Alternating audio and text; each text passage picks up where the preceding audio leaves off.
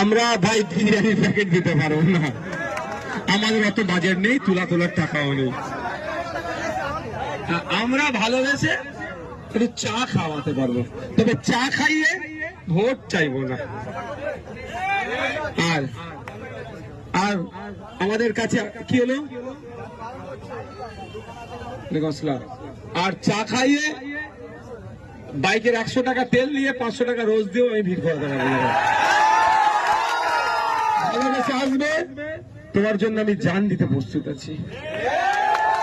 ভালোবেসে থাকবে, আসবে, জেল খাটতে প্রস্তুত আছি।